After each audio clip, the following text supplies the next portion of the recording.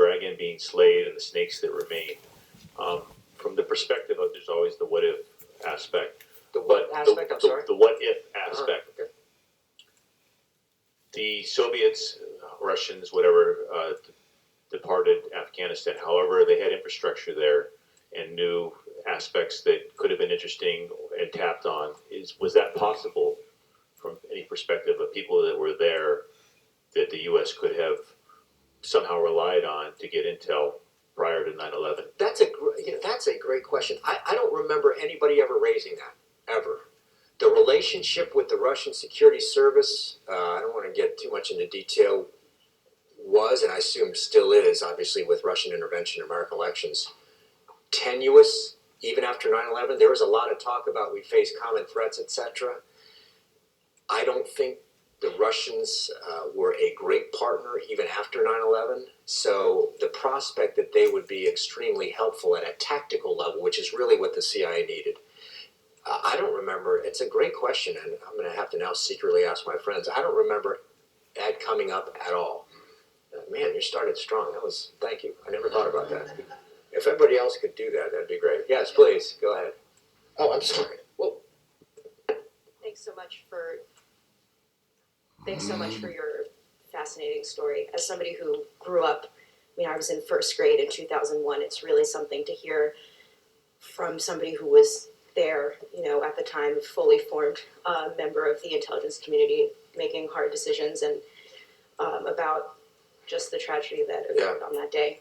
But I'm really curious to know if in your view, you think that counterterrorism is on its way out.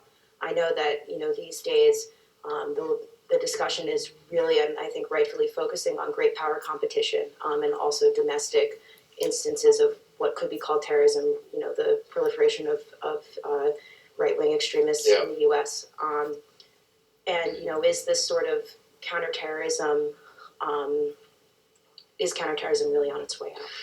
I don't, this is a rare moment, I'll say this, I don't know. I'm going to give you an answer. Typically I'll be, I'll give you yes or no. I'm not sure, for the simple reason that terrorism obviously has declined dramatically. Remember, it was only like 2014 when ISIS was in the news every single day. You look for two characteristics in a terrorist organization that's a threat, breaking through all the noise. I typically look for leadership that's visionary. Don't just take out the local police station or the military. The Americans are the threat. And I look for leadership that has safe haven, the time and space to act. You don't see that today, the safe haven and leadership. Some of the leadership is gone from Syria and Iraq. But the speed with which an organization can constitute leadership and safe haven in a place like the Sahel in Africa, I wouldn't rule out, and I'm a pretty optimistic person, I wouldn't rule out that a group rapidly reemerges to seize America's attention.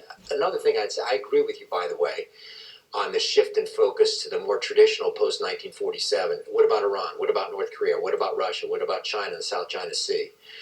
But it's not hard to envision a world where within a year some group emerges in a place where the local government doesn't have the capability or will to take them out. Just two quick things finally I would say on that. Some of the tactics in chasing people I could see, I'm not talking about laws, I'm just talking about analytic capability. I could see easily transferred to, for example, white supremacist groups. I'm not suggesting the CIA would do that. They do not do that. I'm not suggesting we should do that. I'm talking about the techniques of how you chase somebody down. So if America starts to say, we have a different threat, and maybe with the American intel community, including the FBI, learned a lot about how to look at people and not just big threats. So yeah, I see it changing, but I'm not sure that America has a stomach if there's some terrorist from the Sahel who goes and shoots up something in America, that Americans have any stomach to say anything but